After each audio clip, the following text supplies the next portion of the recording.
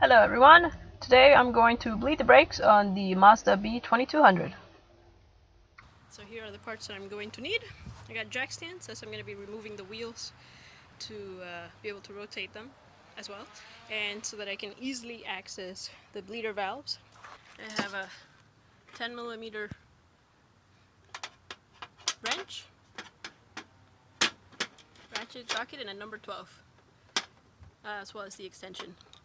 I have a homemade bleeder system, and I'll link below where I got it from. This is actually one of Chris Fick's awesome ideas. And new brake fluid to go with the thing, as well as a heavy duty jack to lift up the truck.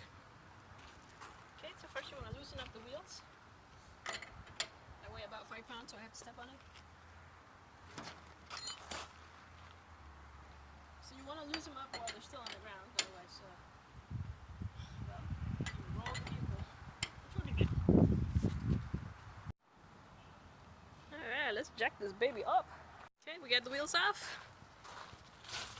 We got one bleeder valve.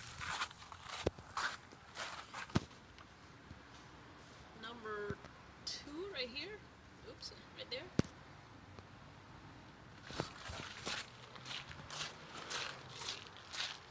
This side is the special side of the Mazda that does not have a bleeder valve. It has a line in, let me see if I can get this camera to work well, a line in and a line out that goes to the caliper on that side with the bleeder valve.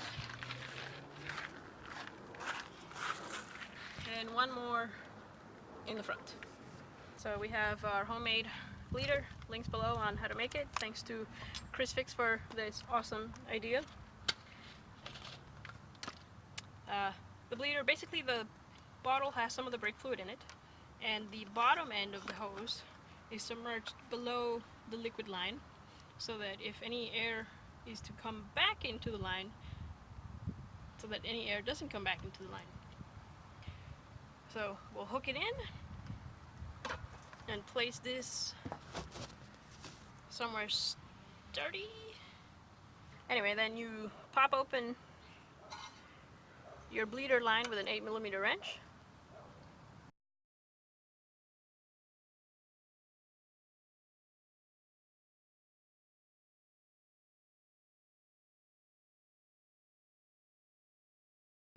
Alright, so you can see some of the brake fluid coming out.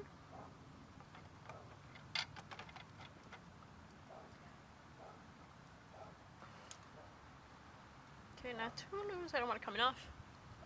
And then you go into the vehicle and pump the brake yourself a couple of times, and you'll see the liquid coming out, which will then get drawn up from the reservoir.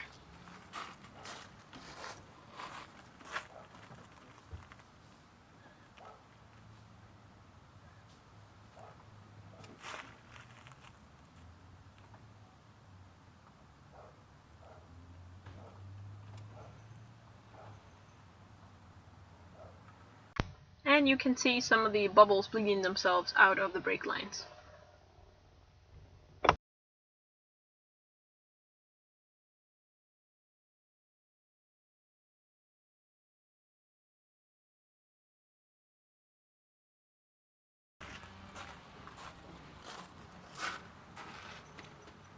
Okay, as you can see, even if it's getting drawn back in, the only thing that's going in is the oil itself. So soon enough it'll be all the way towards the bottom. There's actually some of it already at the bottom.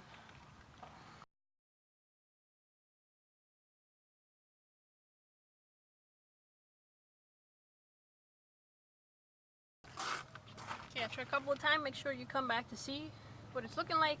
As you can see, I'm having the newer liquid coming out, as you can see by the color, and it has some bubbles coming out of it, and I'm sure those are coming from the installation of the master cylinder. So we're going to keep on pumping it until we see no more of the bubbles. Also, make sure you check the liquid levels of the reservoir and add more as necessary as it's going down.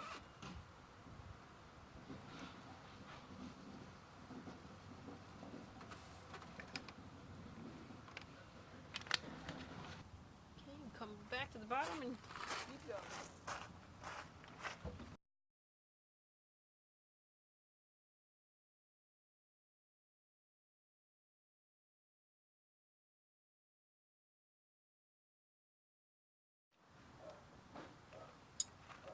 Okay, so once you finish bleeding it, you close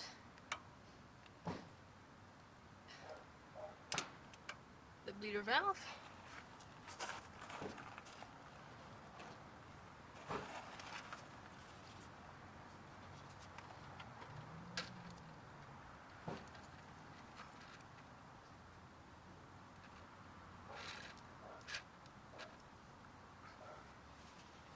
So a nice bunch of bubbles going out that way.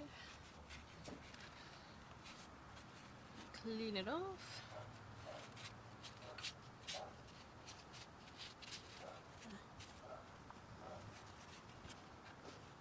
And cap the valve. Then move on to the next one. Okay, whereas the front are 8 millimeters, the back are 10 millimeters. So again, same process. Loosen it up.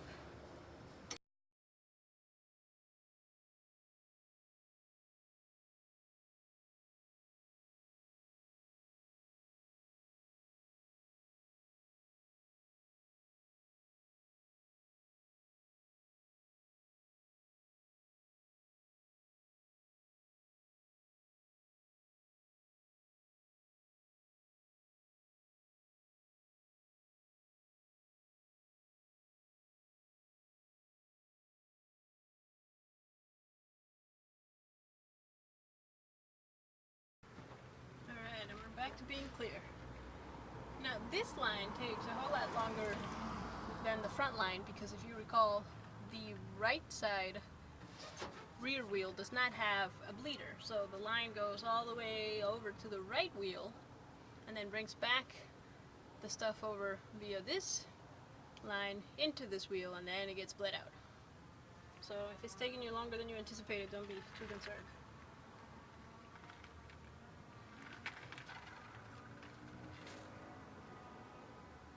Okay, then we go ahead and we tighten back up the line, the bleeder valve, not too tight that it's impossible to take off like I did, but not too loose where you're going to have an issue either. Okay, and make sure if you're getting too full on this, then you go and empty it out.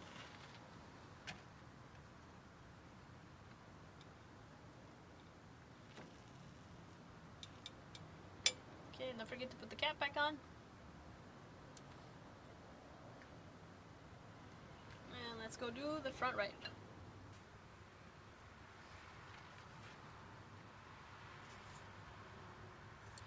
Okay, let's close it off.